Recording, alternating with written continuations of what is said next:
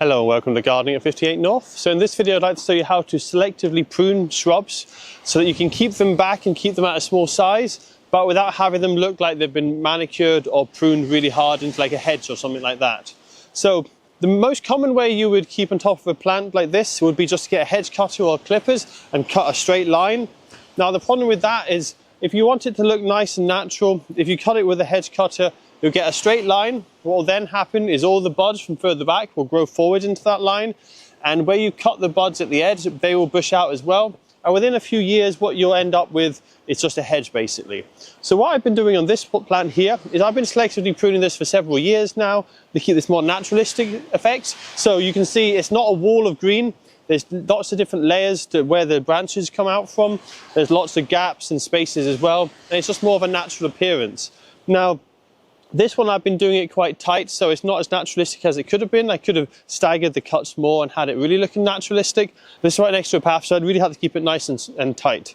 So I'm going to show you now how to selectively prune it. So what you're looking for, and this is more obvious on this because it's a conifer, but what you're looking for is you're looking for a branch, and then you'll see where it naturally wants to grow from. So if you were to hedge this, you would just cut it anywhere with a hedge cutter, and it would probably end up somewhere around about here. What that would do is it would cause lots of new growth to come out from this section and the further back shoots to come out.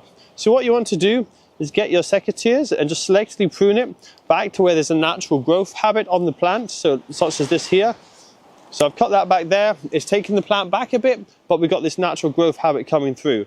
Now in this instance, if I wanted to cut it back even further, I would then cut it back to this section here, because we've got these natural growth points coming back on the plant here, and these will then grow forward, and we might even get some more sprouting from further back there, and we'll get more of a natural shape. So I can just go through and selectively prune it, but if you want to keep it really naturalistic looking, what you would do is you would stagger each cut. So for example here, this one here, we've cut quite hard back, and this one I'll cut a bit further back here so it's more pronounced. So we've cut quite hard back on this one. This one I might want to go a bit lighter, and so that way I can just stagger it, and I can just go along the whole plant here, and I can just do like a staggered cut in and out, and that will keep it much more natural. But at the same time, we're putting the whole plant further back, and we're keeping it from growing onto the path too much. So I'm just going to go ahead with this. I'm just going to do some selective pruning. With this instance, I'm looking for more of a formal straight hedge, so I'm not going too much in and out. But I'll just give this a quick prune now and show you how I'd go about keeping this a little bit more naturalistic.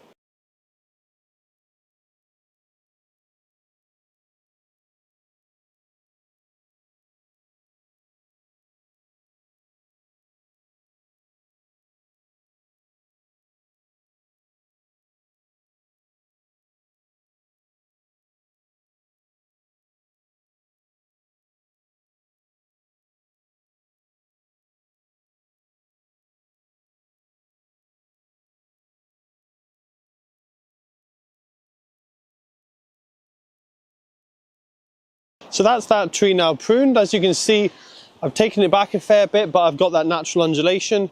And as I say, if you cut it back to where there's a natural section of growth coming off, you're going to keep the natural growth habit of the plant, and it's not going to look unusual. So as I say, with this conifer, this is a Nordman fir. You've got that natural growth habit where it comes out and you have all these side branches coming out a bit like a crow's foot or a chicken's foot. So I've kept that natural growth habit, and as this grows in response to the pruning, that will keep that natural growth habit, and it will continue that nice natural appearance. If I was just to cut it straight, it would lose its natural growth and it would look quite unusual. So that's how I do my naturalistic pruning. Just wanted to show you guys that there's different ways of pruning shrubs. Instead of constantly making them like topiary and just pruning them into round balls or squares or hedging them, you can selectively prune like this, and then that will keep a much more naturalistic approach to your shrubs.